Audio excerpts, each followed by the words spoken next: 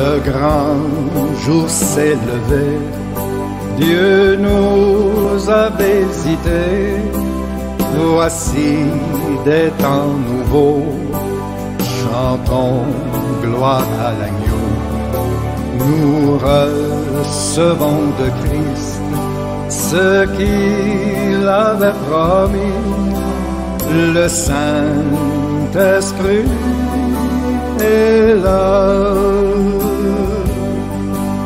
Le Saint-Esprit est là, le Saint-Esprit est là.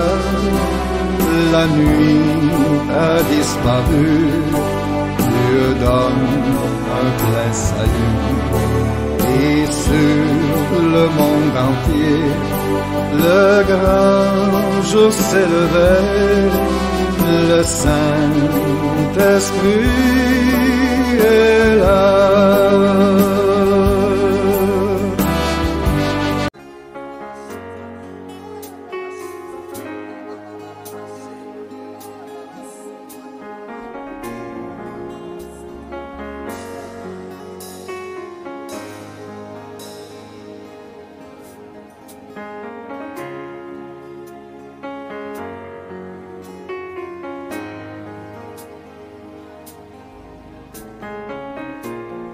Oui, sois le bienvenu, sois la bienvenue dans la présence de l'Éternel. Je te salue dans le nom puissant de notre Seigneur Jésus-Christ. Nous allons élever tous ensemble nos voix pour pouvoir lui dire combien nous sommes reconnaissants. Nous sommes vraiment contents d'être dans sa présence. Prions le Seigneur. Père, nous bénissons ton nom.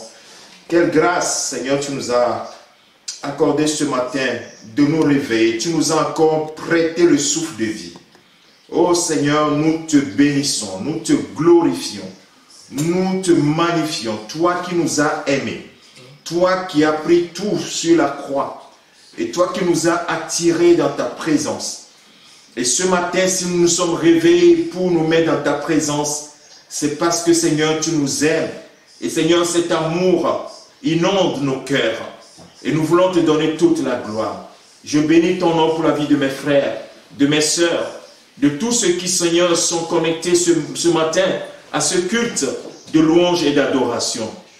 Bénis-nous, Seigneur, répands ta grâce sur nous, répands ta gloire sur nous, que ton règne vienne et que ta volonté s'accomplisse au milieu de nous, dans la parole, dans les louanges, dans les adorations, que tout soit pour ta gloire, Seigneur, notre Dieu. Au nom de Jésus-Christ, nous avons ainsi prié. Amen. Et comme d'habitude, nous allons commencer par un cantique, un cantique du Seigneur pour l'élever, pour le glorifier. Bien-aimés de Dieu, la parole de Dieu nous dit, quand nous voyons Jésus-Christ avant qu'il ne parte, pour la plupart d'entre nous, nous avons eu déjà à lire l'évangile selon Jean, chapitre 14, chapitre 15, chapitre 16, et même le chapitre 17. Nous retrouvons vraiment la transcription des choses extraordinaires que le Seigneur a pu dire à ses disciples.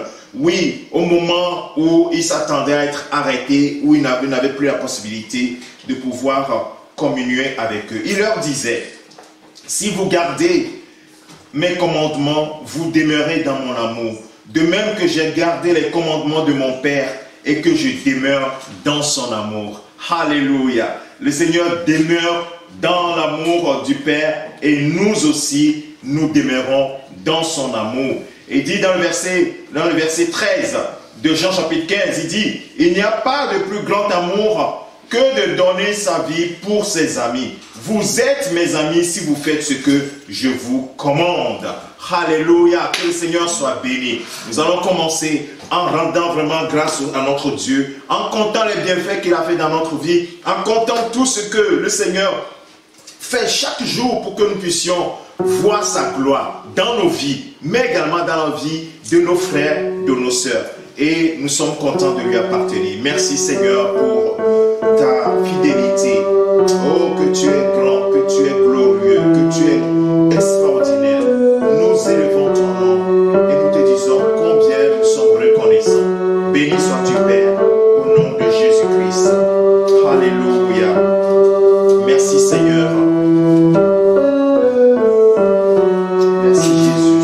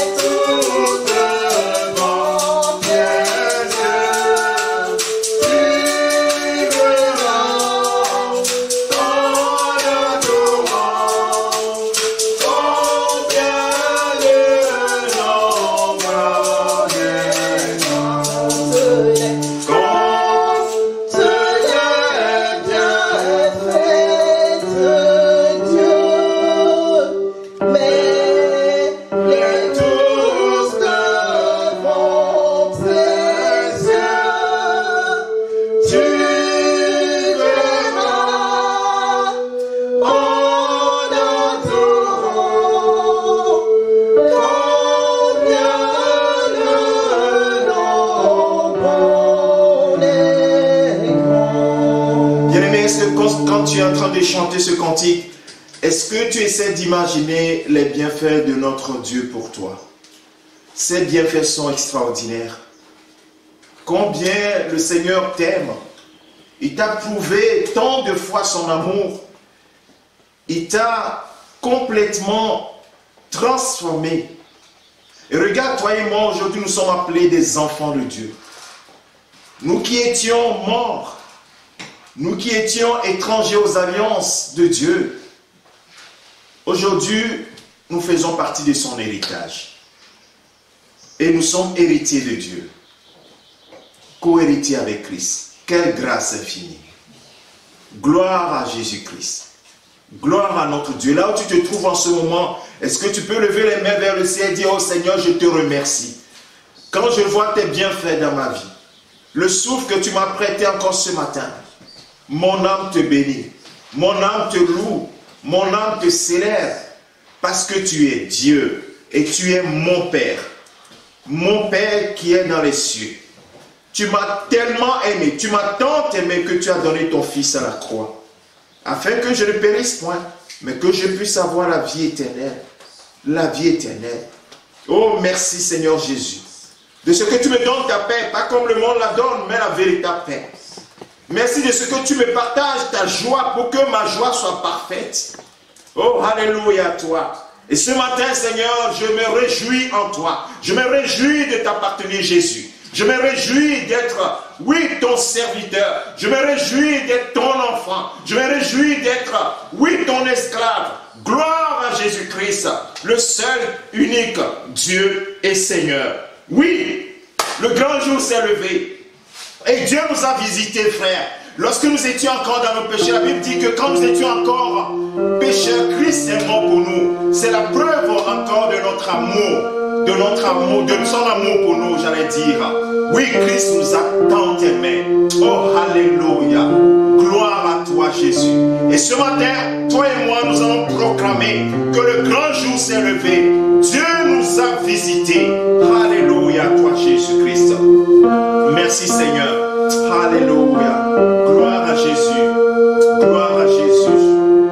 Alléluia. Merci Seigneur de ce que le grand jour s'est levé dans ma vie, dans la vie de mon frère, de ma vie, de ma soeur, dans la vie de notre église. Alléluia.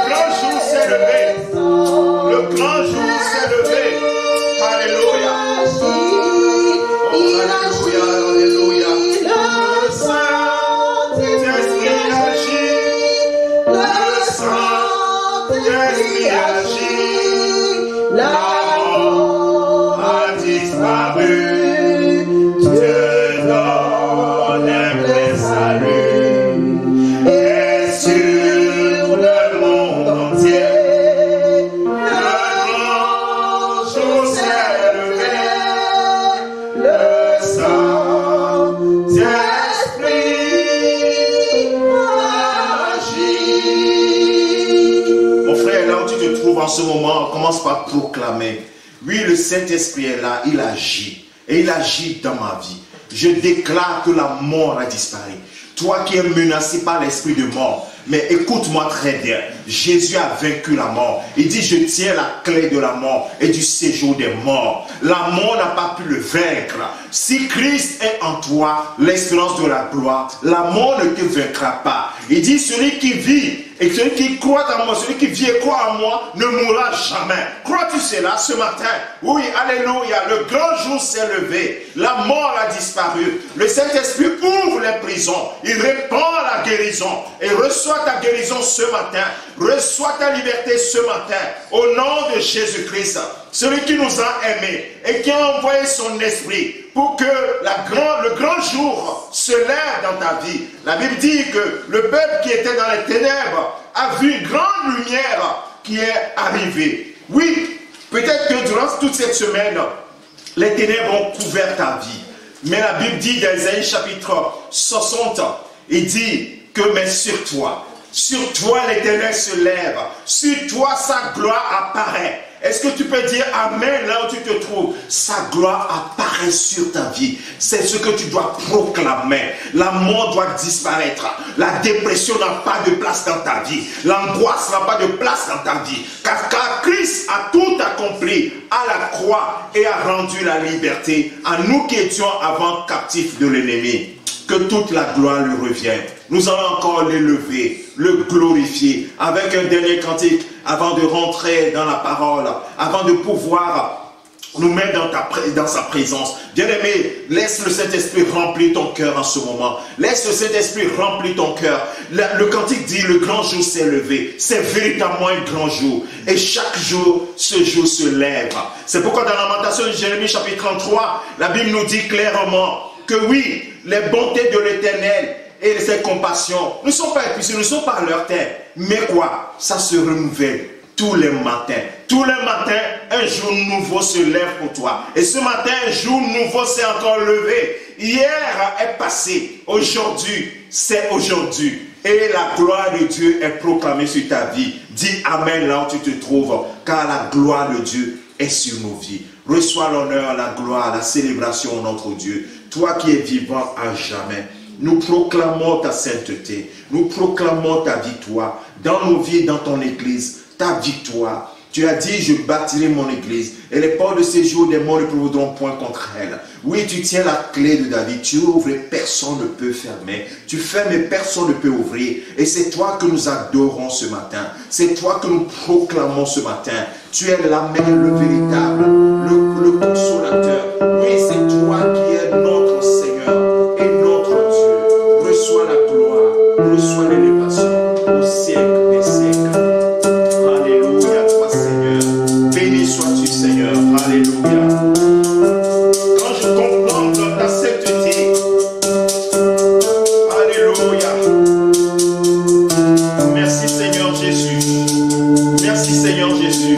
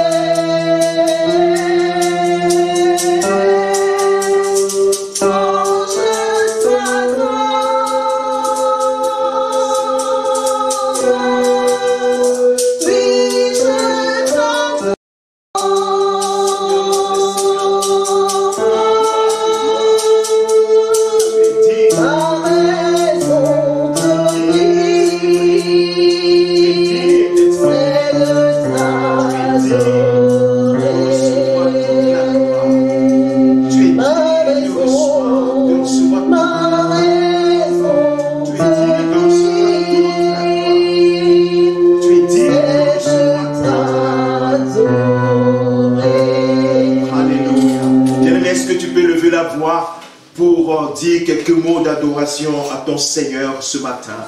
Oui, Seigneur, nous t'élevons. Tu es digne de recevoir la gloire. La puissance, le règne, la célébration sont à toi seul. Toi qui es vivant à jamais. Tu es digne de recevoir l'honneur. Tu es digne de recevoir l'adoration. Merci Seigneur. Merci Seigneur pour la victoire que tu nous as donnée et que nous manifestons. Oui, que nous manifestons ce matin par notre reconnaissance. Oui, toi seul es digne. Toi seul es digne. Toi seul es digne. Reçois l'honneur, reçois la gloire. Au siècle des siècles. Au nom de Jésus-Christ, notre Seigneur et notre Sauveur. Bien-aimés, oui, il est bon de l'adorer, mais également de le louer. Nous allons chanter au moins un cantique de louange pour nous réjouir. La Bible dit que sa gloire descend quand son peuple le loue. Quand le peuple de Dieu loue le Seigneur, sa gloire descend. Nous allons pouvoir chanter un cantique de louange pour nous dire, oui Seigneur, nous sommes vraiment reconnaissants. Reconnaissants pour l'œuvre de la croix. Reconnaissants pour ton amour. Reconnaissant pour la paix que tu nous as donnée. Reconnaissant pour la paix que nous avons maintenant avec le Père. Nous pouvons nous approcher avec assurance en tant que fils et filles. Oui, de notre Seigneur, de notre Dieu. Alléluia. Que ton nom soit élevé. Merci Seigneur Jésus. Nous sommes contents de t'appartenir. Toute la gloire te revient. Au nom de Jésus-Christ. Alléluia. Merci Seigneur. Il est vivant, il n'est pas mort.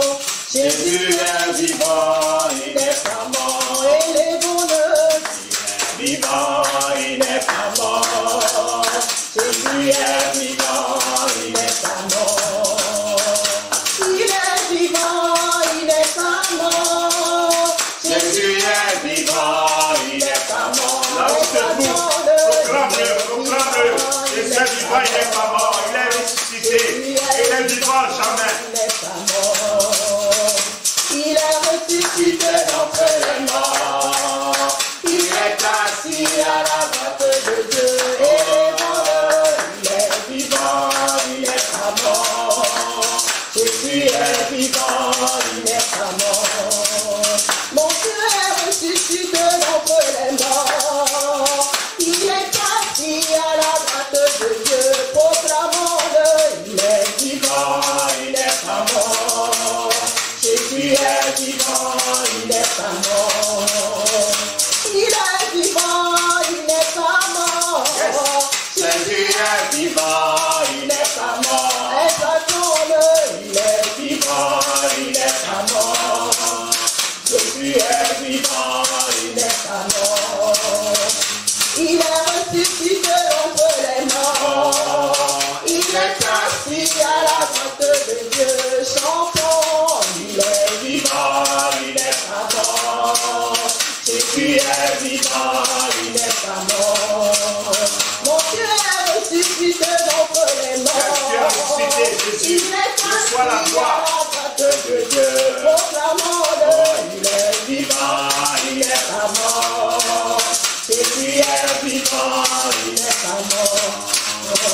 Il est vivant, il n'est pas mort. Oh Yahweh, Jésus est vivant, il n'est pas mort. Élevons-le, il est vivant, il n'est pas mort. Jésus est vivant, il n'est pas mort. Nous étions dans les ténèbres. oui, comment nous étions dans les ténèbres. Et sans espoir. Nous étions dans les ténèbres, sans Dieu et sans espoir.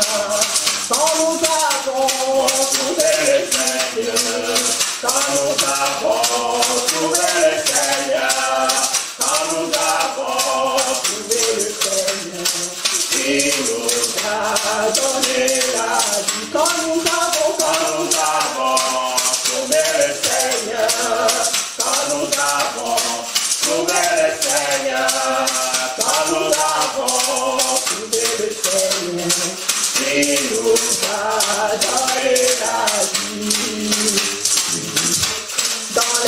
ténèbres, sans Dieu et sans espoir. Oui, j'étais dans les ténèbres, sans Dieu et sans espoir.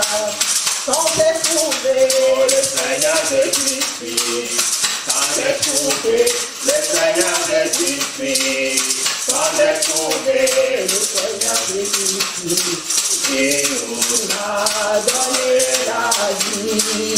Quand j'ai trouvé le Seigneur Jésus-Christ, quand j'ai trouvé le Seigneur Jésus-Christ, quand j'ai trouvé le Seigneur Jésus-Christ, il nous a donné la vie. Quand j'ai trouvé le Seigneur Jésus-Christ, quand j'ai trouvé le Seigneur Jésus-Christ, quand j'ai trouvé le Seigneur Jésus-Christ, il nous a donné la vie. Galilée, Galilée, Galilée, Galilée, Galilée, Galilée, le saint de la Galilée, Galilée, Jésus m'a chargé d'annoncer à tous ses frères, il est ressuscité.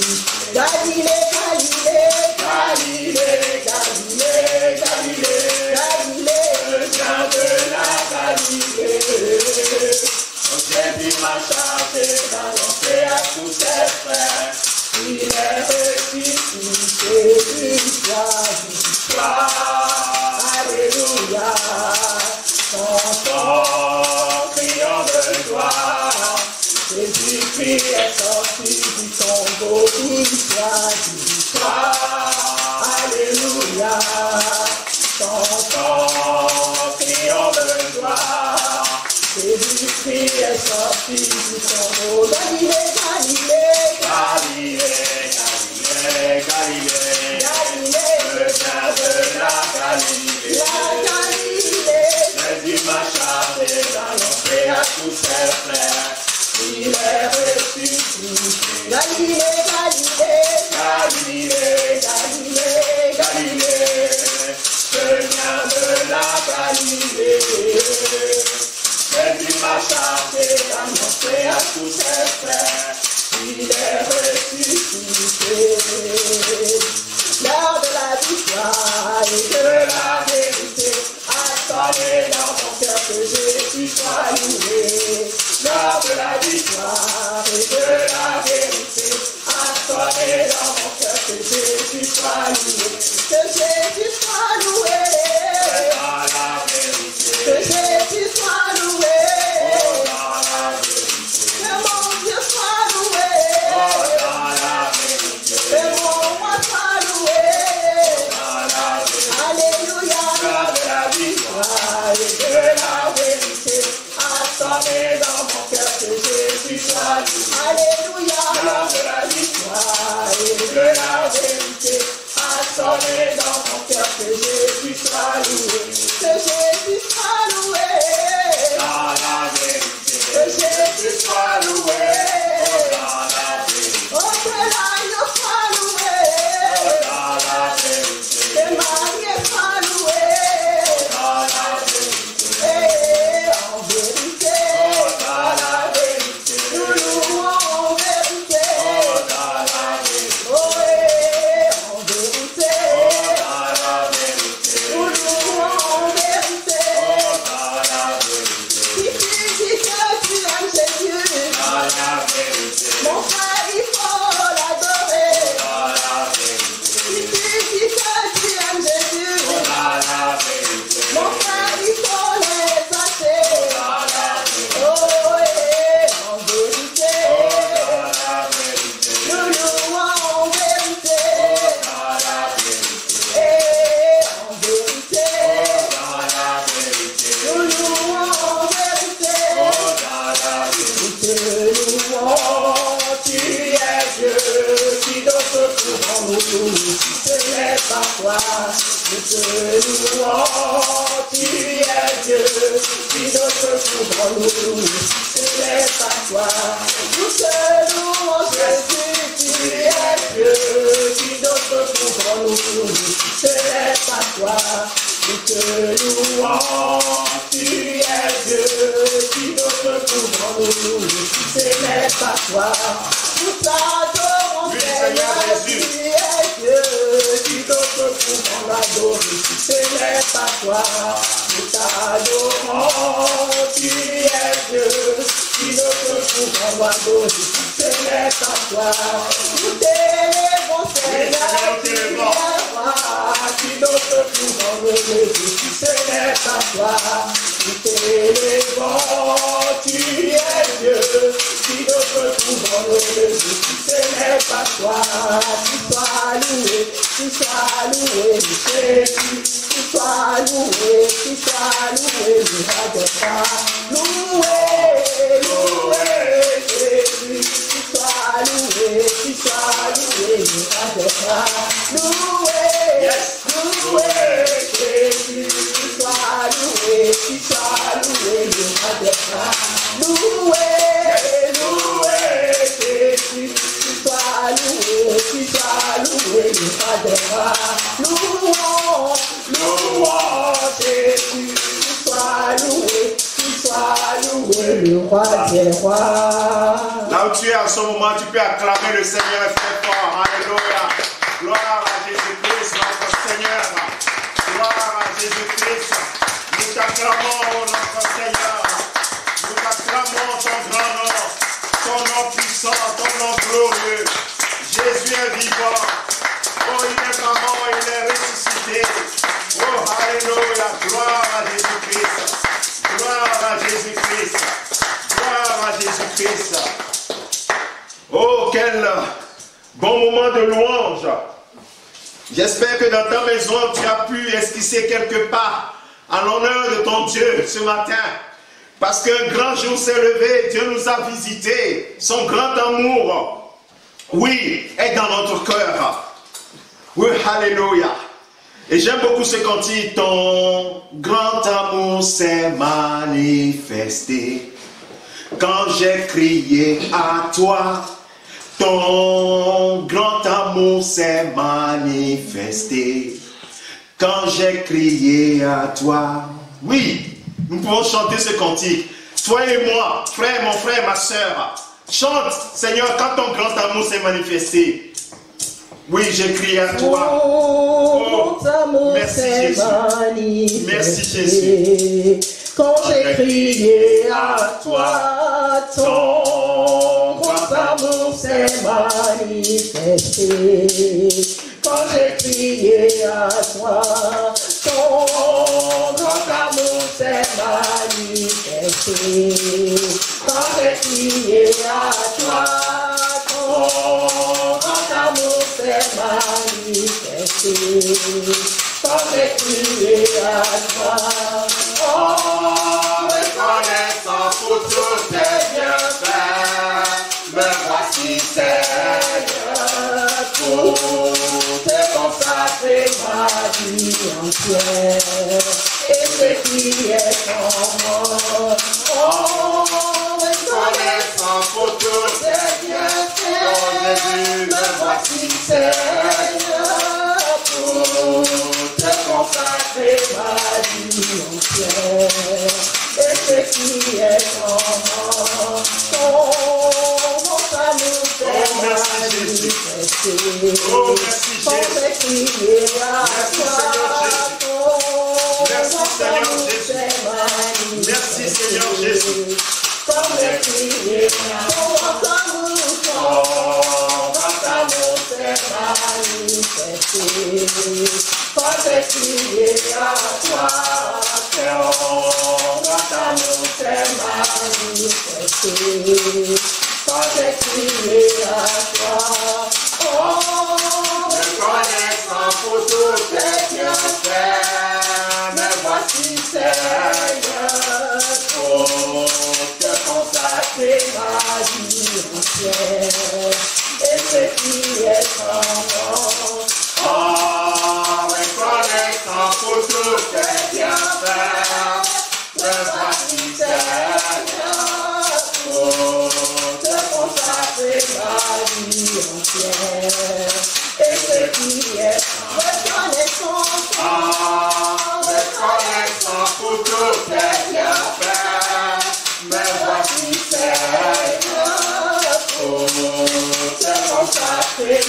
vie entière, et ce qui est en moi. Oui, bien-aimé, en reconnaissance de ce grand amour que Jésus a manifesté pour toi et moi, nous allons consacrer notre vie entière. Je ne sais pas si tu as chanté ce cantique du très fond de ton cœur, mais je t'annonce déjà que je n'avais pas prévu ce cantique, mais en le chantant, le Saint-Esprit me dit, voilà ce que je veux de vous. Et je me suis tout de suite rendu compte que c'est effectivement le message qu'il veut nous donner ce matin.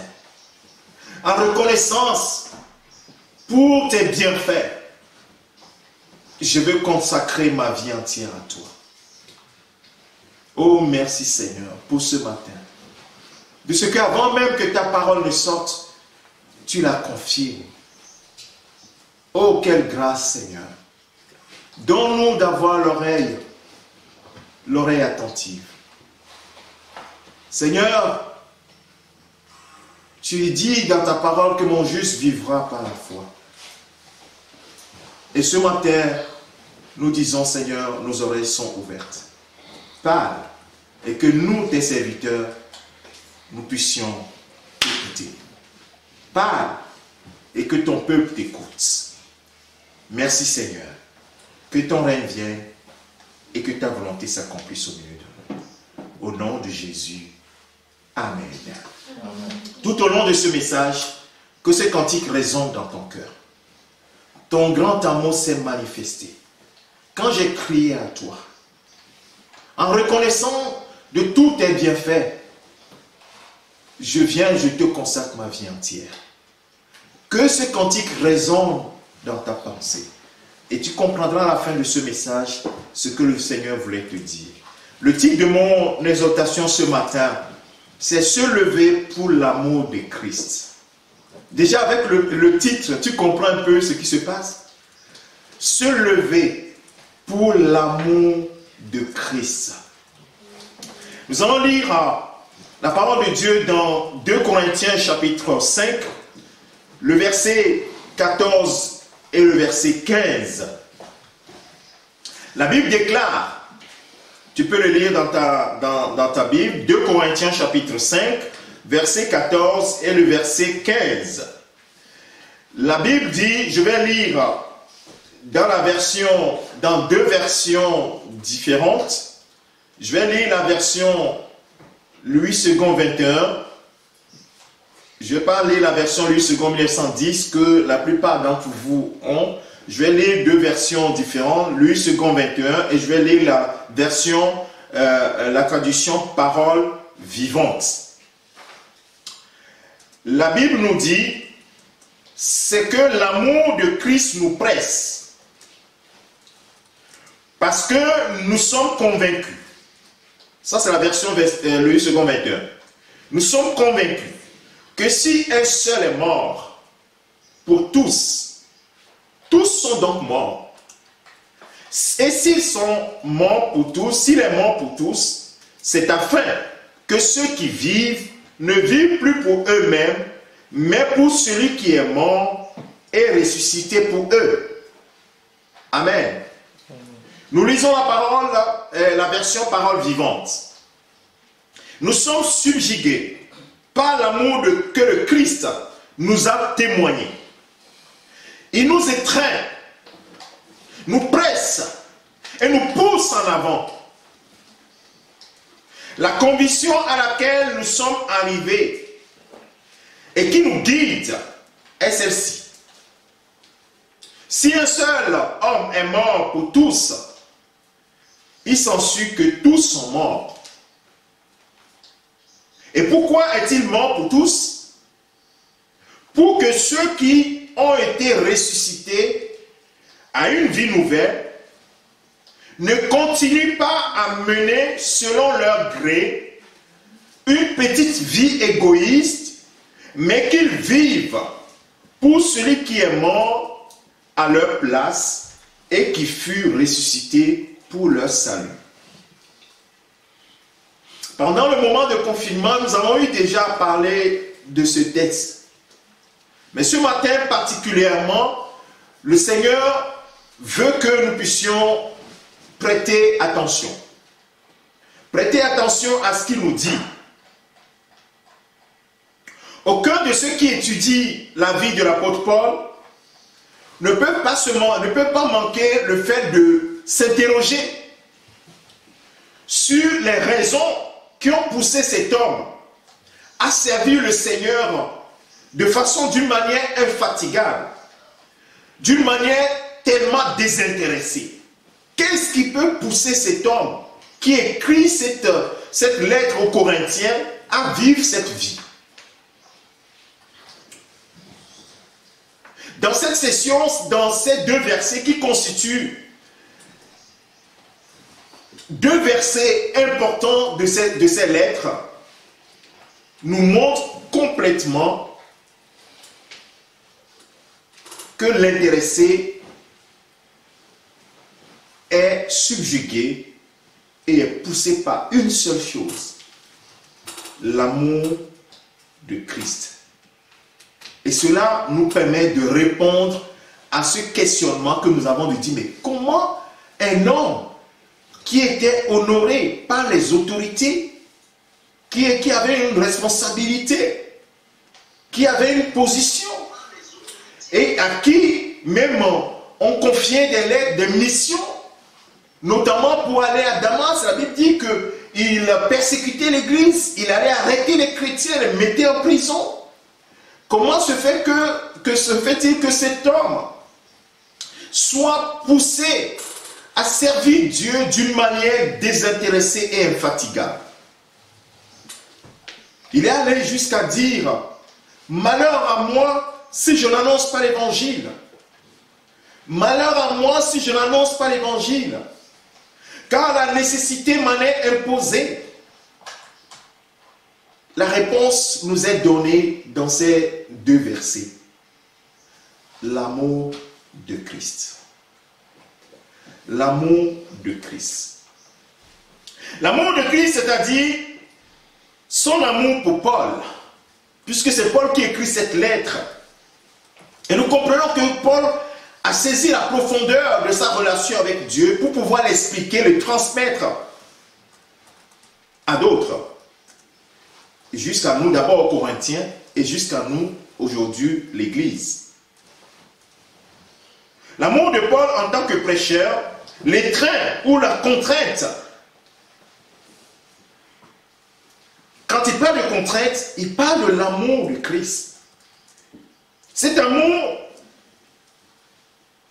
le presse tellement, l'étreint tellement, qu'il est poussé à une forme d'action. Il est poussé à l'action. S'agit-il de l'amour de Christ pour nous ou de notre amour pour lui? Alors, on peut l'interpréter différemment. Mais ici, il s'agit de l'amour de Christ pour nous. De l'amour de Christ pour nous. Il nous a aimés le premier. Et la Bible nous dit, dans l'épître de Paul, Paul le révèle également aux Corinthiens, dans le livre de l'épître de Paul aux Corinthiens, chapitre, aux Romains, j'allais dire, chapitre 5, le verset 8 nous dit, mais Dieu prouve son amour envers nous, en ce que lorsque nous étions encore des pécheurs, Christ est mort pour nous. L'amour de Christ nous est révélé. Et c'est cet amour qui nous pousse. Donc commençons par examiner la première action exposée dans ce texte. La première action, c'est-à-dire l'amour de Christ nous presse. Quand nous essayons de comprendre l'amour de Christ nous presse, presser. Et quand nous voyons la signification, la traduction qui a été faite de ce mot à partir des textes originaux, nous voyons que c'est la traduction qui est faite. La première signification, c'est cet amour nous tient ensemble. Cet amour c'est comme si cet amour nous encercle, nous contient, contenir ensemble avec contrainte, comprimé, pressé ensemble par la main. C'est comme cet amour nous étreint comme cela. Les traductions, être tenu, et les traductions métaphoriques disent être tenu, être entièrement occupé à un travail, être saisi. C'est comme si cet amour, la signification, l'une des significations également, c'est comme si cet amour nous forçait à quelque chose. Dans le sens positif, c'est pas nous forcer de façon négativement, mais cet amour nous contraint, nous force à quelque chose. Et c'est ça la force de ce que les traducteurs mettent en disant l'amour de Christ nous presse. En réalité, c'est toutes ces significations. Nous force, nous contraint, nous presse, nous tient en tenaille, on va dire. On ne peut pas s'en sortir. On est obligé de... C'est comme si on était poussé vers quelque chose. Poussé vers une sortie. Poussé vers une même direction. Cet amour pousse vers une direction. Alors comment cet amour arrive-t-il à presser celui qui est aimé? C'est l'exemple de Paul, puisque c'est bien d'avoir un exemple qui nous montre clairement comment la chose peut se passer. Alors Paul va essayer de l'expliquer aux Corinthiens en passant par la mort de Christ. L'exemple de l'apôtre Paul, en contemplant l'amour merveilleux que Christ lui a témoigné, Paul ne peut faire autrement que d'être entraîné au service de son merveilleux Seigneur. Nous allons ensemble tenir la main du Saint-Esprit pour qu'il nous conduise à être en face de l'apôtre Paul qui nous parle de cet amour ce matin. En mourant pour tous, Jésus s'est présenté comme étant notre substitut. C'est comme si nous étions, et il nous a remplacés. Je le dis dans les mots simples. Il nous a remplacés à la croix. Nous sommes destinés à mourir parce que nous avons tous péché et nous méritons la mort. Mais Christ nous a remplacés. Et cela, nous le voyons dans l'épître de Paul au Romains chapitre 5, verset 12 au verset 21. Tu peux le lire. Nous n'allons pas le lire, nous allons lire un autre texte qui est plus court. Romains chapitre 5, verset 12 et verset 21. C'est un texte qui est long. Juste la référence, prends la référence et va lire cette référence un peu plus tard. Alors, dans 1 Corinthiens, la même chose, Paul va le dire aux Corinthiens, dans 1 Corinthiens chapitre 15, verset 21-22, nous allons le lire cette fois-ci. Il dit, car puisque la mort est venue par un homme, c'est-à-dire Adam, Adam a désobéi, la mort est rentrée dans le monde. C'est aussi par un homme qu'est venue la résurrection des morts. Par Adam, la mort est arrivée dans le monde. Et la Bible dit, l'apôtre Paul révèle aux Romains, dans Romains chapitre 3, verset 23, que à partir de cette mort qu'Adam a apportée, tous sont morts et sont privés de la gloire de Dieu, sont séparés de Dieu. Il y a un mur de séparation entre l'homme et Dieu. Il y a une inimitié entre l'homme et Dieu, par le péché d'un seul. Tous sont morts. C'est pourquoi quelqu'un qui n'a pas reçu Christ et qui dit « je fais du bien, je fais ceci ou cela », c'est pourquoi je suis agréable à Dieu, ça n'a aucun sens. Ce n'est pas une question de faire de bonnes œuvres. C'est une question du fait que tous ont péché et sont privés de la gloire, sont séparés de Dieu. Et il n'y a qu'un seul chemin qui a été tracé pour que la réconciliation soit faite. Et la Bible dit que Christ est celui que Dieu a choisi pour réconcilier le monde avec lui-même.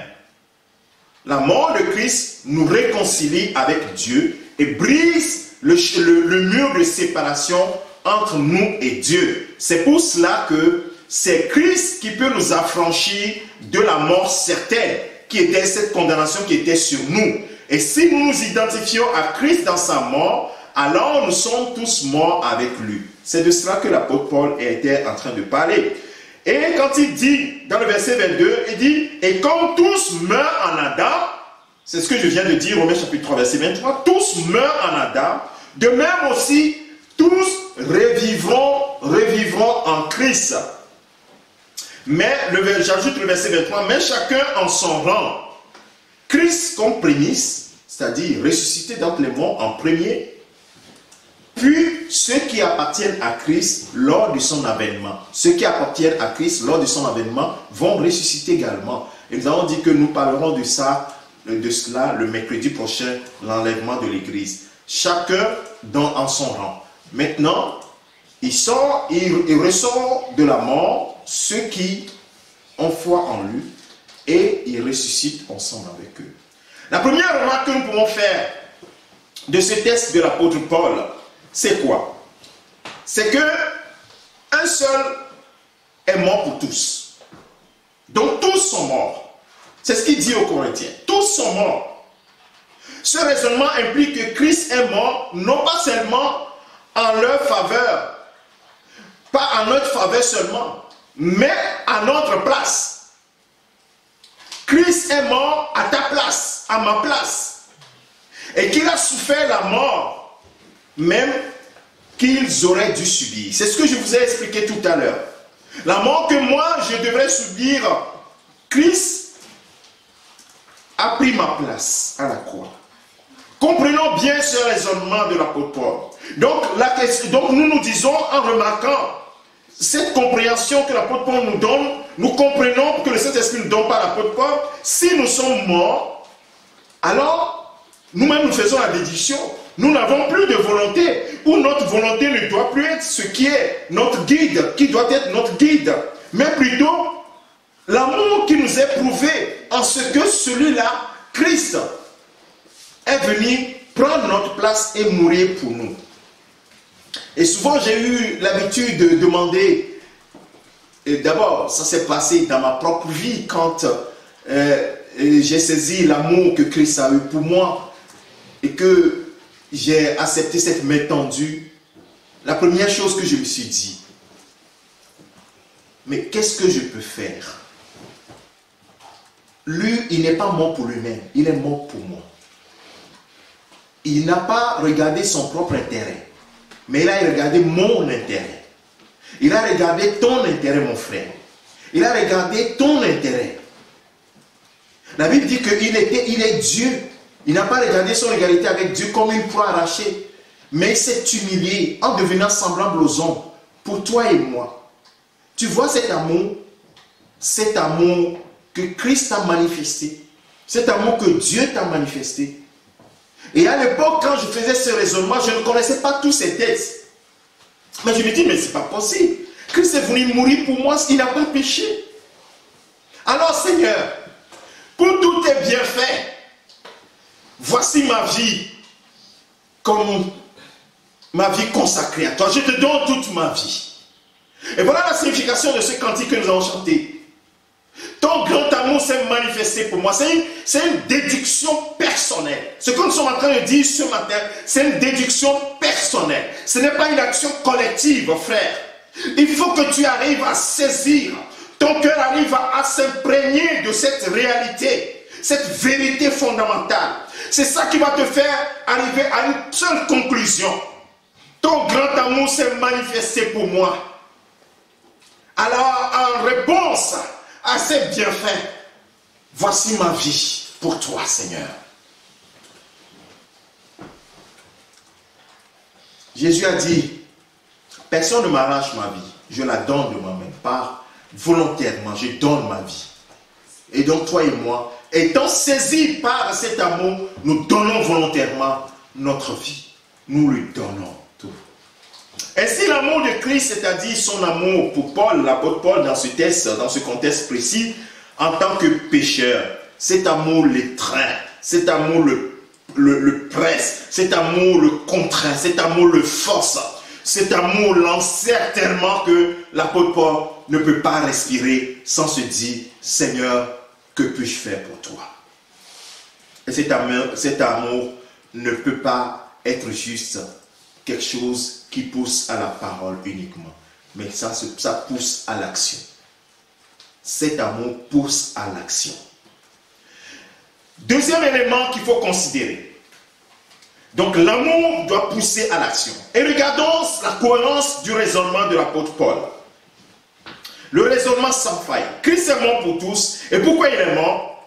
Deuxième remarque, en subissant notre mort, Christ a accompli pour nous une œuvre d'amour. Si grande que nous devrions être à lui et à lui seul pour toujours.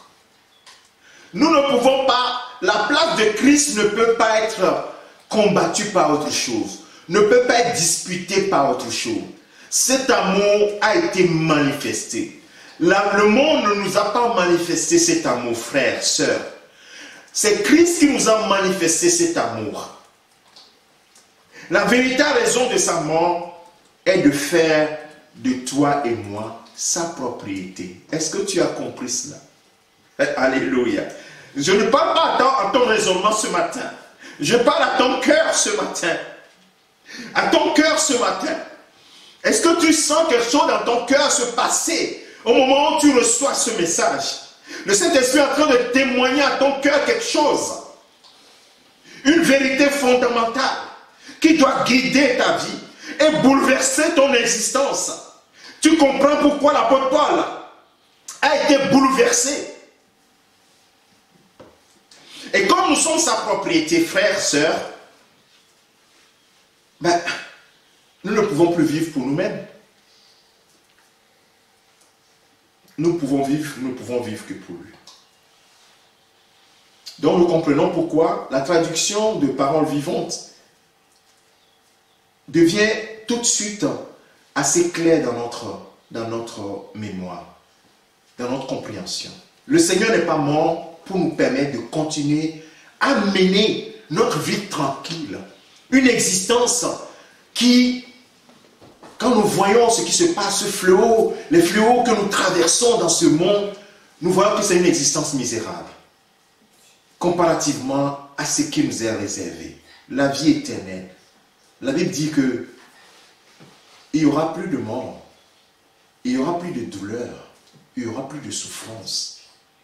Oh frère, c'est ça la promesse que le Seigneur est en train de te donner. Cette vie misérable et égoïste au gré de notre convoitise, vivre cette vie misérable, ça n'a aucun sens. Ça n'a plus aucun sens. On n'a plus besoin de discuter cela avec toi. Ça n'a aucune valeur. Mais plutôt, nous devons vivre en lui abandonnant toutes choses, dans un élan de piété volontaire et enthousiaste. Nous devons volontairement, avec joie, abandonner nos vies et donner toutes choses à notre Dieu. Voilà ce à quoi le Seigneur, là où le Seigneur t'attend. Et l'apôtre Paul dit aux Corinthiens que cet amour nous pousse à faire quoi?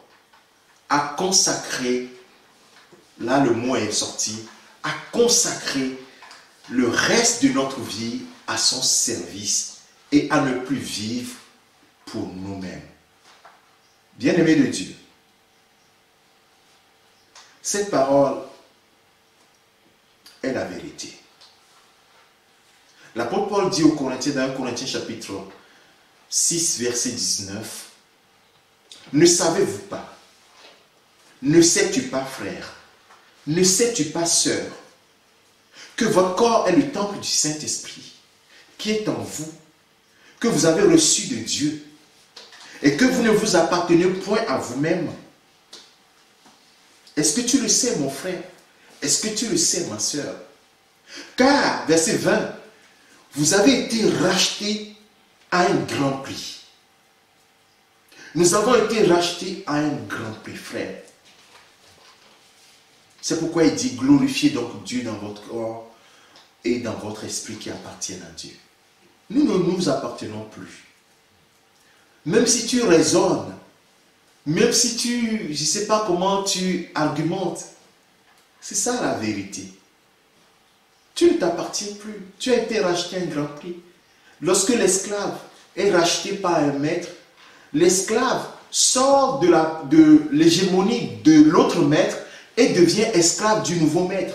Et c'est ce que Jésus a fait. Il a payé le prix par son sang qu'il a versé à la croix. Et il nous a rachetés de notre ancien maître, qui est Satan, qui est le diable, qui nous avait maintenus dans les ténèbres, sous sa puissance, sous son autorité. Jésus est venu nous sortir de cette autorité, non pas pour que nous puissions faire n'importe quoi, pour que nous puissions vivre pour nous-mêmes, une vie tranquille et égoïste. Non, pour que nous devenions esclaves, son esclave, des doulos, son esclave, des esclaves pour lui. Que nous puissions vivre non plus pour nous-mêmes, mais pour celui qui est mort et qui est ressuscité pour nous, c'est-à-dire celui qui a payé le prix pour nous racheter. Mettez-vous juste, peut-être que nous ne pouvons pas le faire, par pudeur et de notre foi et de notre respect par rapport à notre Seigneur, en nous mettant juste à la place de notre Seigneur. Est-ce que toi, à la place de Christ, tu accepterais que celui pour qui tu as tout donné, tu as donné ta vie, puisse vivre pour lui-même de façon égoïste sans en tenir compte de toi? Est-ce que toi, frère, tu peux accepter cela? Mais comment veux-tu que Christ puisse l'accepter? C'est une question que je te pose. Alors, il y a quelques questions que nous pouvons nous poser. Est-ce que l'amour de Christ te presse-t-il? Chacun doit pouvoir répondre pour lui-même. Est-ce que l'amour de Christ te presse-t-il? Te contraint-il? Est-ce que cet amour te met en étau, te pousse à une action? Est-ce que tu sens cet amour te dit, je ne peux pas vivre sans lui, je ne peux pas vivre sans faire ça à Dieu. Non, je ne peux pas. Je ne peux pas dormir. Je ne peux pas. Non. Est-ce que cet amour te pousse-t-il à l'action? Qu'est-ce que cet amour te pousse à faire? Deuxième question. Et est-ce que tu le fais? Combien de fois, toi et moi, nous faisons tellement de choses pour nous-mêmes? Quand je préparais ce message, c'est comme si le Saint-Esprit me montre notre propre vie, et la façon dont le Seigneur nous voit. Il dit, regardez, vous prenez des temps de jeûne pour vous-même. Quand vous avez besoin d'un emploi, quand vous avez besoin de délivrances dans vos familles, dans vos foyers, vous prenez des temps de jeûne. Quand est-ce que vous avez pris un temps de jeûne pour moi, mon intérêt? Quand est-ce que vous avez pris un temps de jeûne? Ou bien combien de fois? Peut-être que tu l'as déjà fait. Combien de temps nous le faisons? Quand nous balançons cela, à quelle conclusion arrivons-nous, frères? En toute honnêteté, nous voyons que nous vivons beaucoup pour nous-mêmes. Nous vivons beaucoup pour nous-mêmes, frères. Regarde les derniers programmes de jeûne que tu as fait. Regarde la teneur de tes prières. Il n'y a que ton intérêt qui compte. L'intérêt de Dieu, tu t'en soucies très peu. C'est ton intérêt. Mon travail. Oh Seigneur, je ne veux pas être contaminé. Mais le message que le Seigneur veut faire passer pendant cette période, parce que toujours il amène dans le désert pour parler à nos cœurs. Et quand il a parlé à ton cœur, quelles sont les actions? Est-ce que cet amour t'a étreint? Est-ce que cet amour t'a pressé? Combien de fois tu prends des initiatives, non pas pour Christ réellement, mais pour que tu sois vu? C'est pourquoi on voit très peu de chrétiens dans les services qui ne sont pas apparents. C'est-à-dire que les gens ne voient pas. Ils sont très peu. Mais dans les services qui sont visibles, tout le monde veut aller là-bas. En réalité, derrière, c'est quoi? C'est que les gens pensent à eux-mêmes. Pensent à leur image, que les gens voient que, ah oui, je suis en train de servir le Seigneur. C'est pourquoi dans toutes les églises, très souvent, on voit les candidats pour la chorale, la liste, si on n'arrêtait pas la liste, Je crois que toute l'église va devenir chorale. C'est-à-dire que la liste est tellement longue. Tout le monde veut aller là-bas. Pourquoi? Parce que les projecteurs sont là. C'est terrible. C'est terrible. Mais lorsqu'on dit quels sont ceux qui vont être dans l'intercession, les gens tournent la tête un peu pour regarder à côté, comme si on ne leur parle pas. Et pourtant le Seigneur dit, je cherche parmi eux un homme, mais je n'en trouve pas quelqu'un qui va se mettre à la brèche pour le peuple et prier pour le peuple. Je n'en trouve pas. Ils sont où? Ils sont en train de s'occuper de leurs affaires. Combien dans ce confinement, tu as prié pour l'église du Seigneur? Que l'église soit protégée, que l'église soit forte, que le réveil vienne dans l'église, que l'église se prépare pour l'enlèvement, parce que les temps sont proches. Même dans cette période, combien d'entre nous font encore des jeûnes et prières pour nous-mêmes, toujours nous-mêmes? Oh frères et sœurs, jusqu'à quand? Nous allons sortir du confinement en continuant à mener notre vie tranquille et égoïste. Moi, ma femme ou mon mari, mes enfants, et ce qui se passe aujourd'hui dans le corps de Christ, c'est que les gens sont allés jusqu'à même établir quoi? Établir une doctrine en disant, ah, comme l'église c'est la famille d'abord et les choses de Dieu après, parce que l'église c'est d'abord la famille. Si tu ne t'occupes pas de ta famille, mais... Oh, frère, je ne comprends pas très bien ce raisonnement. Je ne comprends pas très bien, parce qu'il y a un équilibre dans les choses de Dieu. Personne ne t'a dit de sacrifier ta famille. Donc ça veut dire que si le Seigneur te dit, je ne vais pas oser. Je ne vais pas oser. Oh frère, changeons notre façon de raisonner. Ne raisonnons pas par rapport à nous. Prenons la parole de Dieu telle qu'elle est. Le Seigneur Jésus va jusqu'à dire, personne ne peut être mon disciple s'il ne me préfère pas à son père, sa mère, sa femme, ses enfants, et même sa propre vie. Il ne peut être mon disciple. Comment nous interprétons cette parole? Bien-aimés, que le Seigneur nous aide. Ce matin, toi et moi, le Saint-Esprit nous met face à notre propre responsabilité. Regardez l'amour que Christ vous a témoigné pour que vous soyez des enfants de Dieu. Est-ce que toi et moi nous méritions? Regardez quel amour Dieu nous a témoigné pour que nous soyons appelés des enfants de Dieu, des héritiers de Dieu. Nous ne devons pas vivre comme si nous méritions. De toute façon, moi, je devais être chrétien, c'est normal, c'était écrit. Non, bien-aimé.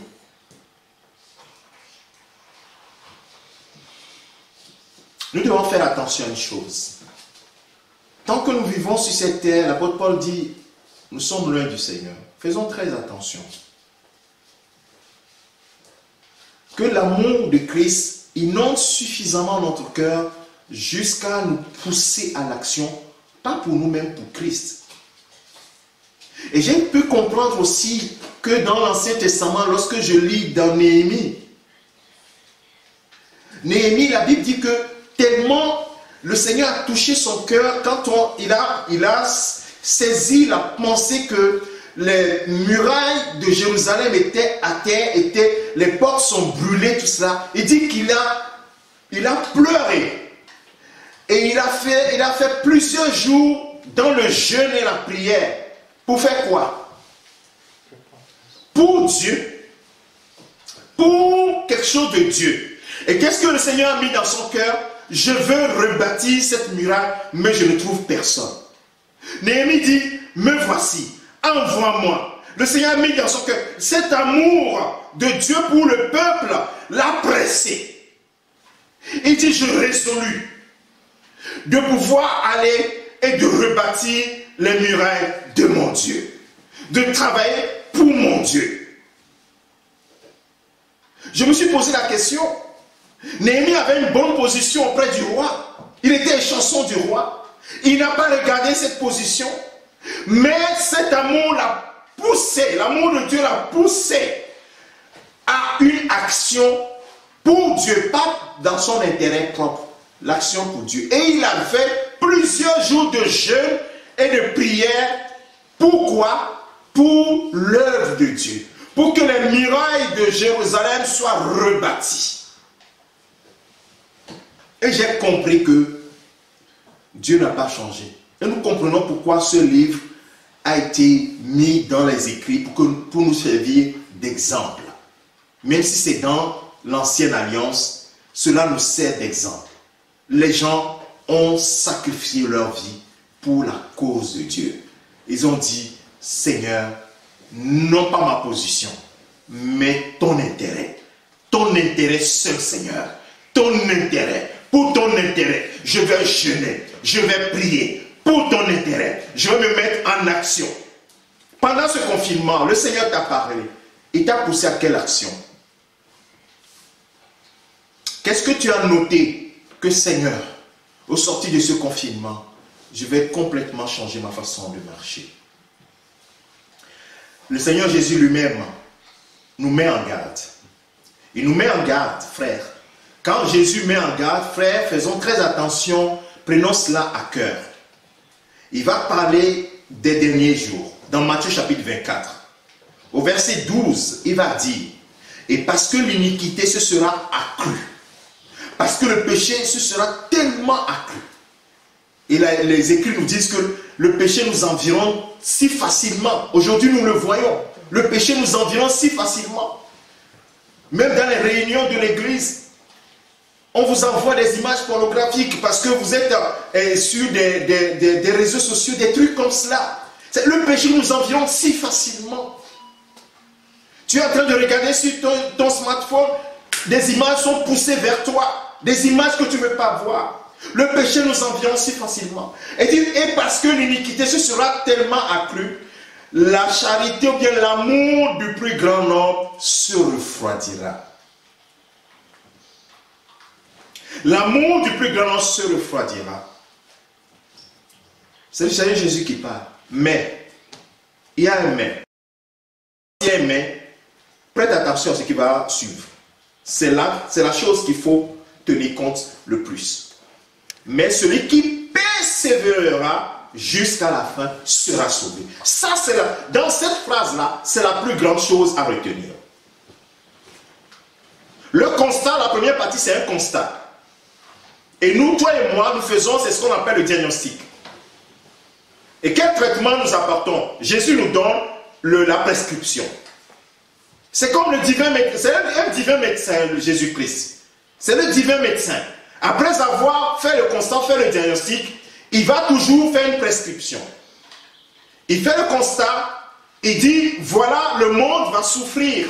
L'église va souffrir. Quand on dit l'amour refroidi, ça veut dire que l'amour existait. Donc on ne parle pas des gens qui sont dans le monde, mais on parle bien de l'église. On parle bien du corps de l'église.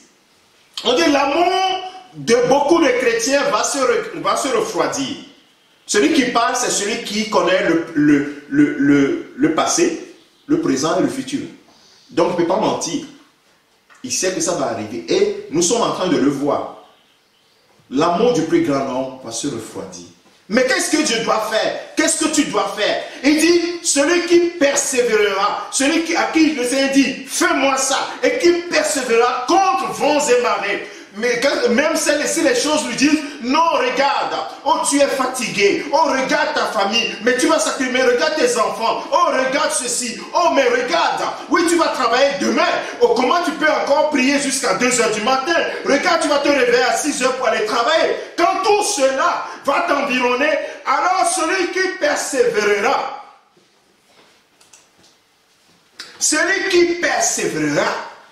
dans ce que le Seigneur lui dit de faire, parce qu'il ne vit plus pour lui-même, mais il vit pour celui qui est mort et qui est ressuscité pour lui. Je finis dans quelques minutes. Et l'apôtre Paul va jusqu'à dire à son fils dans la foi, à Timothée, dans 2 Timothée chapitre 3. Bien-aimés, faisons très attention à ces textes. Verset 1 au verset 5. Il dit, sache, mon fils, sache, Timothée, que dans les derniers jours, et nous les vivons les derniers jours, bien-aimés, il y aura des temps difficiles. Des temps difficiles. Car les hommes seront, ils commencent par quoi? Les hommes seront égoïstes. Je ne sais pas pourquoi l'apôtre Paul commence par ça. Hein? Égoïste, ça veut dire quoi? Vivre pour lui-même. Ça veut dire que tourner le doigt, c'est moi. Tout moi. Quand on fait un programme à l'église, si toi ton intérêt n'est pas dedans, toi tu t'en fous. Ça, moi, ça ne me concerne pas. Mais comment c'est possible ça? Que nous allons poursuivre nos intérêts jusqu'à sélectionner même les choses de Dieu pour notre propre intérêt. C'est terrible et c'est grave. C'est grave. Donc tant que ce n'est pas dans mon intérêt, ça ne me concerne pas. Bien, mais ce n'est pas comme ça que nous devons vivre en Christ. Regardons un tout petit peu, tournons-nous un tout petit peu vers les intérêts de Christ, frère. Pas tes intérêts, les intérêts du Christ. Il a laissé sa vie pour toi et moi. Il dit car les hommes seront égoïstes, amis de l'argent. Oh, combien de personnes? Travail supplémentaire. Oh Seigneur, ajoute, ajoute, ajoute, ajoute. Ajoute seulement les heures sup, les heures sup, les heures sup, les heures sup. C'est bien. Tu as l'argent. Mais et après? Les gens seront des amis de l'argent, fanfarons hautains, blasphémateurs, rebelles à leurs parents, ingrats et irréligieux, insensibles, déloyaux, calomniateurs, intempérants, cruels, ennemis des gens de bien, traîtres, emportés, enflés d'orgueil, aimant le plaisir plus que Dieu. Oh! Aimant le plaisir plus que Dieu. Quelques semaines de privation des plaisirs, c'est la folie dans certaines maisons. On veut sortir, on veut aller à la plage, on veut aller faire des courses, on veut aller acheter. C'est comme quelqu'un que j'ai entendu l'interview d'une personne. La personne, je suis allé acheter un sac pour l'été parce que j'avais envie d'acheter. Waouh! C'est que le confinement l'a tellement étouffé que j'avais envie. C'est que la première sortie, c'est pour aller acheter un sac. Aimant le plaisir plus que Dieu. Ayant l'apparence de la piété, parce qu'ils remplissent les temples, ils remplissent les églises. Ils ont l'apparence de la piété, mais ils renient tout ce qui en fait la force. L'apôtre Paul a été très sévère. Il dit, mon fils, éloigne-toi de ces hommes-là. Ah, frères et sœurs. Se lever pour l'amour de Christ. Est-ce que c'est la décision que tu prends ce matin? Se lever pour l'amour de Christ. Laissez un peu tes intérêts. Regardez aux intérêts de Christ. Nous sommes subjugués. Je reprends le verset, et je reprends le passage de 2 Corinthiens chapitre 5, verset 14 au verset 15, avant de finir. Nous sommes subjugués par l'amour de Christ. Nous sommes tellement environnés par cet amour, nous sommes tellement transpercés par cet amour de Christ, que Christ nous a témoigné. Il nous étreint, il nous presse, et nous pousse en avant. La conviction à laquelle nous sommes arrivés et qui nous guide est celle-ci. Cette conviction doit te guider, frère, sœur. Cette conviction doit te guider à partir de maintenant, au sortir de confinement maintenant. Cet amour, ce sentiment doit te guider. Et ce sentiment, c'est celui-ci. Si un seul est mort pour tous, il s'ensuit que tous sont morts. Et pourquoi est-il mort pour tous? Pour que ceux qui ont été ressuscités à une vie nouvelle ne continuent plus à marcher, à mener selon leur gré, c'est-à-dire leur volonté, une petite vie égoïste, mais qu'ils vivent pour celui qui est mort à leur place et qui fut ressuscité pour leur salut. Alors la question pour finir que je vais te poser, après ce confinement, puisque nous sortons du confinement, que penses-tu faire pour Christ? Comment penses-tu marcher pour Christ? Est-ce que tu penses faire ce qu'il te demande de faire? Ou bien tu veux penser, continuer par vivre ta vie? Que l'amour de Christ nous pousse à l'action, te pousse à l'action. Et persévère.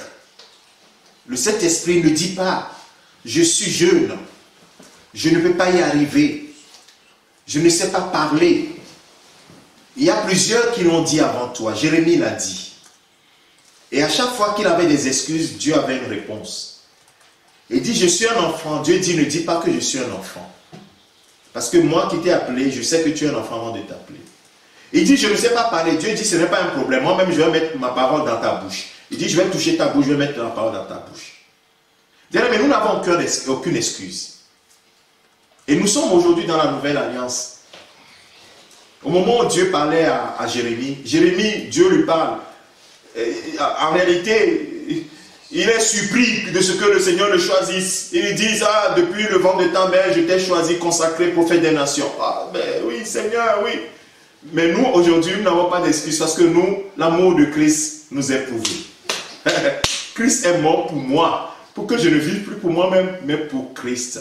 Alléluia. C'est pourquoi avant de finir, au moment où tu es en train de réfléchir à ce message, nous allons encore rechanter ce cantique. Ton grand amour s'est manifesté quand j'ai crié à toi. Ça, c'est ce côté bénéfique pour toi. Le bénéfice que tu as de la mort de Christ. Mais la deuxième partie, c'est est-ce que tu consacres ta vie en réponse aux bienfaits que le Seigneur a pu faire dans ta vie. Oui, son grand amour s'est manifesté. Frère. Ton grand amour s'est manifesté quand j'ai crié à toi. Ton grand amour s'est manifesté. Regarde comment tu vivais avant. Comment le Seigneur t'a sorti du pétrin. Il t'a sorti des 20 manières de vivre. Il t'a ramené à lui. Qu'est-ce que tu peux faire en retour, frère? Ton grand amour s'est manifesté quand j'ai crié à toi. Ton grand amour s'est manifesté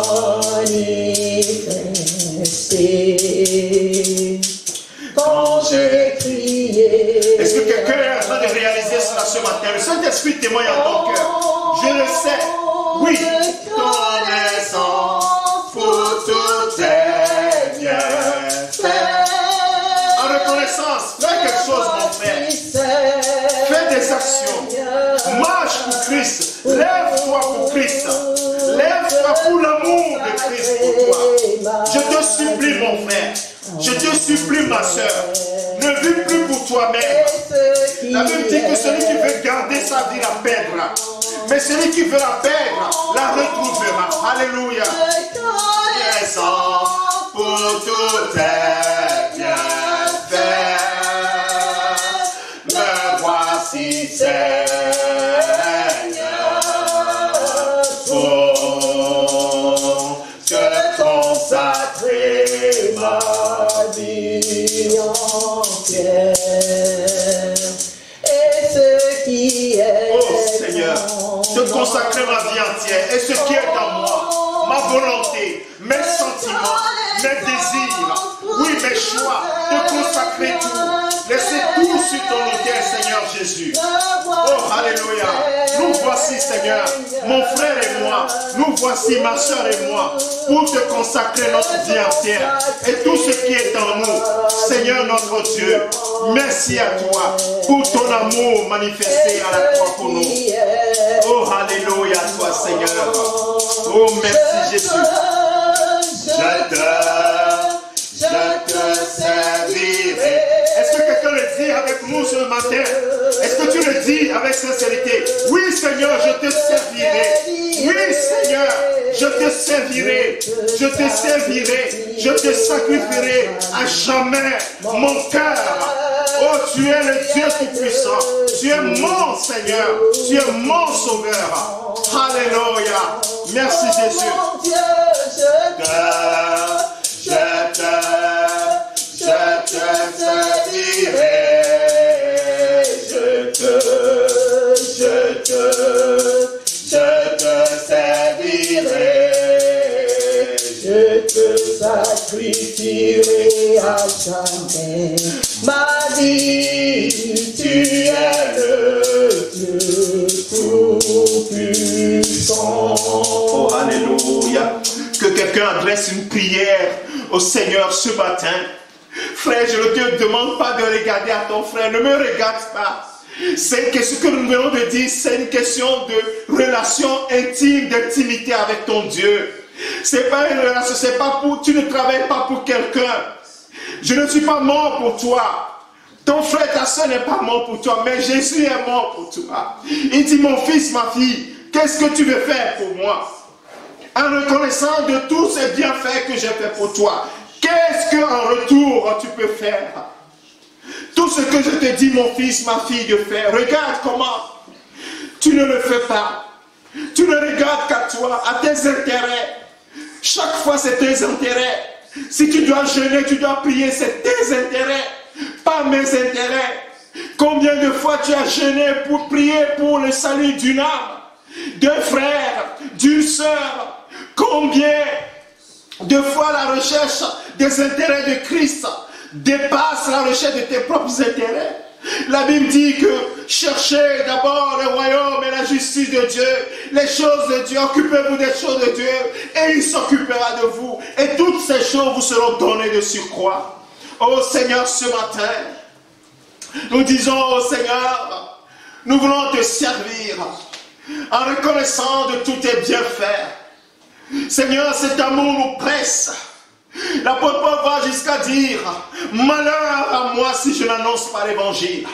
Malheur à moi si je n'annonce pas Christ. Quand même, ses collaborateurs voulaient l'arrêter d'aller à Jérusalem parce qu'à Jérusalem il sera arrêté. Il dit, mais mes frères, pourquoi vous me brisez le cœur? Pourquoi voulez-vous m'empêcher d'aller mourir pour mon Seigneur? Lui, il est déjà mort pour moi. Mais je suis en libation à mon Seigneur. Je suis son prisonnier. Je suis le doulos, son prisonnier. Laissez-moi aller le servir. Si je dois mourir, il faut que je meure pour mon Seigneur. Bien-aimé, est-ce que cet amour t'étreint? Est-ce que cet amour te contraint en disant, oui Seigneur, si je n'annonce pas l'évangile, si je ne te sers pas, oh Seigneur, je ne pourrai pas avancer. Oh Seigneur, ce matin, inonde-nous de cet amour. Inonde nos cœurs de cet amour. Inonde nos cœurs de cet amour. Saint-Esprit, toi seul peux nous aider. Toi seul peux nous aider. En reconnaissance pour tous tes bienfaits, Yahweh, me voici Seigneur, pour te consacrer ma vie entière et ce qui est en moi.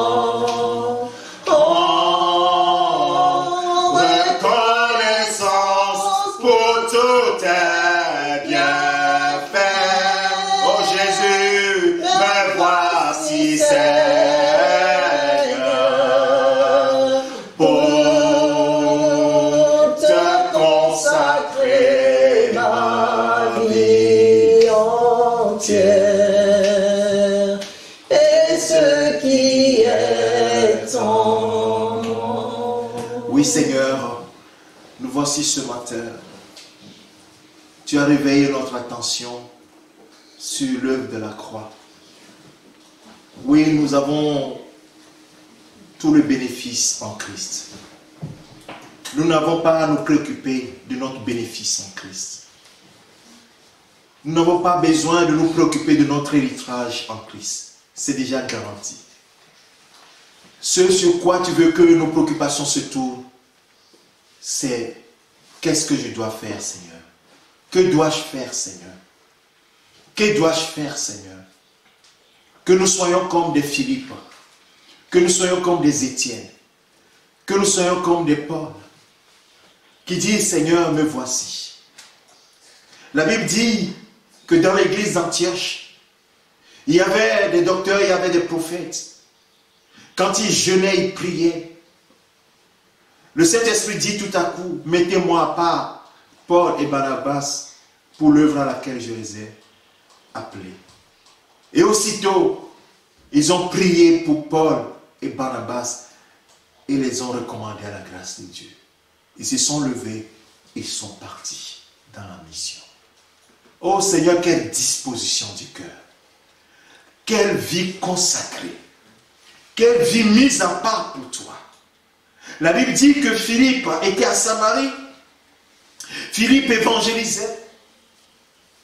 Et la Bible dit que l'ange lui dit, va sur ce chemin dans le désert de l'autre côté. Et aussitôt, Philippe s'est levé, il est parti. Et là-bas, l'Esprit du Seigneur lui dit, regarde ce chat, approche-toi de ce chat. Quelle disponibilité, Seigneur. Donne-nous d'être disponibles. Donne-moi d'être disponible à toi. Oui, je ne veux plus vivre pour moi-même, mais pour toi qui es mort pour mon salut. Je dis avec mon frère, avec ma soeur, nous ne voulons plus vivre notre petite vie égoïste. Comme toi-même tu l'as annoncé, Seigneur, que dans les derniers temps, les hommes seront égoïstes. Les hommes s'occuperont de leurs propres affaires. Ils auront l'apparence de la piété, mais vont renier tout ce qui en fait la force. Seigneur, donne-nous de ne pas vivre ainsi, mais de persévérer dans notre relation avec toi, de persévérer dans notre vie consacrée à toi, de persévérer dans notre vie de sacrificateur, de persévérer dans notre vie mise à part pour toi. Il n'y a pas de sacrificateur s'il n'y a pas de service. Le sacrificateur mis à part pour faire des sacrifices. C'est pourquoi donne-nous, Seigneur, d'être des sacrificateurs véritablement dans nos actes, dans ce que nous faisons, que nous soyons des sacrificateurs, pas des sacrificateurs de nom, qui sont en dehors du temple, pour aller circuler, pour aller regarder, oui, et aller se distraire.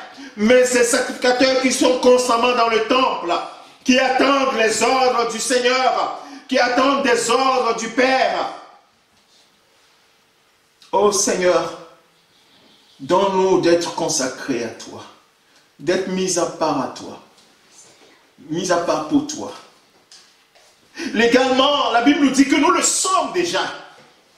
Nous le sommes déjà. Mais nous voulons l'être dans l'action, Seigneur. Merci Père, parce que tu es fidèle. Merci Père, de ce que tu nous donnes par ton Esprit Saint.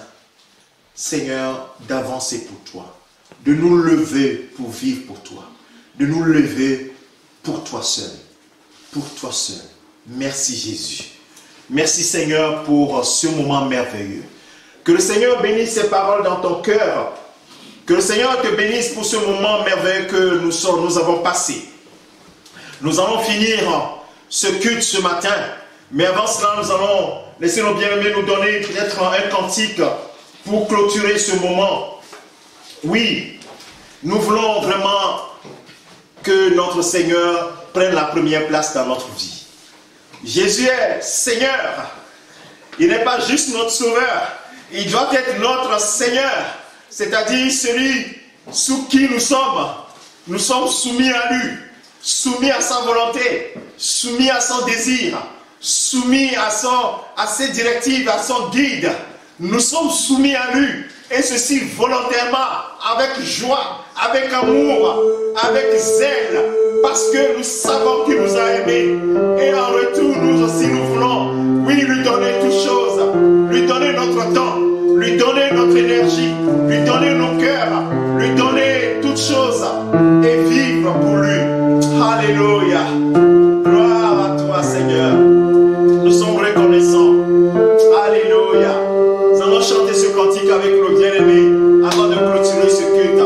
Que le Seigneur te bénisse pour ce moment merveilleux que tu as passé dans la présence du Seigneur. Je pense que le Seigneur t'a fait du bien. Et ce matin, tu te lèves, oui, avec le Saint-Esprit. Tu as mis des grâces extraordinaires sur ta vie. Ne te sous-estime pas. Ne sous-estime pas le Seigneur. Ne regarde pas tes faiblesses. Ne regarde à lui.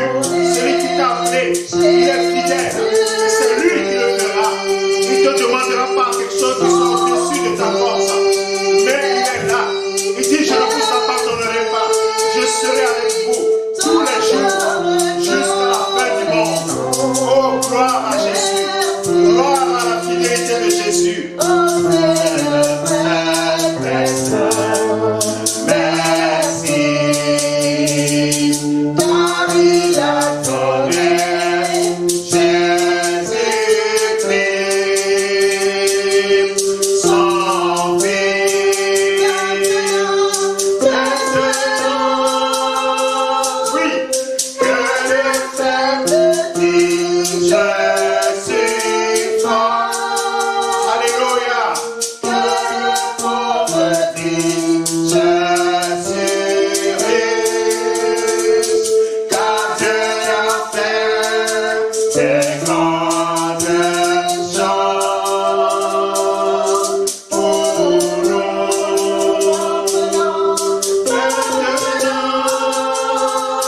Que le peuple dise, je suis fort en Jésus-Christ. Dis-le mon frère, dis-le ma soeur, je suis fort en Jésus-Christ. Je suis fort en Jésus-Christ. Avec Christ, nous ferons des exploits et il écrasera nos ennemis. Nous savons que nous sommes avec lui. Nous sommes ses serviteurs. Nous sommes les sacrificateurs pour Dieu son Père. Alléluia. Merci. Merci Seigneur. Dis-lui merci en ce moment. Merci Seigneur pour ce moment que nous avons passé dans ta présence. Merci Seigneur Jésus. Merci Seigneur Jésus. Que toute la gloire te revienne. Alléluia. Que le Seigneur te bénisse mon frère, ma soeur. Je te souhaite un bon dimanche. Que la grâce du Seigneur soit sur toi. Que le Seigneur te bénisse partout où tu es en ce moment. Que le Seigneur te fortifie. Ce dernier cantique nous dit que le faible d'entre nous dise qu'il est fort en Jésus-Christ. Que le pauvre dise je suis riche en Jésus-Christ. Et que toute la gloire lui revienne. Que le Seigneur te bénisse. Que sa grâce soit sur toi. Si tu as à cœur de bénir l'église, n'hésite pas à communiquer avec nous pour te donner les moyens par lesquels tu peux, oui, si le Seigneur te met à cœur de pouvoir bénir l'œuvre du Seigneur, n'hésite pas à le faire. Nous sommes des enfants de Dieu. Même dans le confinement, nous pouvons, oui, témoigner notre reconnaissance à notre Dieu de plusieurs manières. Que le Seigneur te bénisse, que le Seigneur te fortifie. Que cette journée soit une journée pleine de joie pour toi. Et que la semaine qui vient, que cette semaine soit pleine de joie. Que cette semaine soit une semaine où tu te lèves pour Jésus-Christ. Tu te dis, je me lève chaque matin. Dis, je me lève pour Jésus-Christ. Je me lève pour marcher comme Jésus veut. Je me lève pour marcher pour Christ. Ce n'est pas la marche que nous faisons pour Christ, mais se lever toi-même pour Christ. Que le Seigneur bénisse ta famille, tes enfants, ton épouse, ton mari, et que toute la gloire soit sur chacun d'entre nous. N'oubliez pas de liker la vidéo, de la partager avec vos amis et surtout de vous abonner à notre page.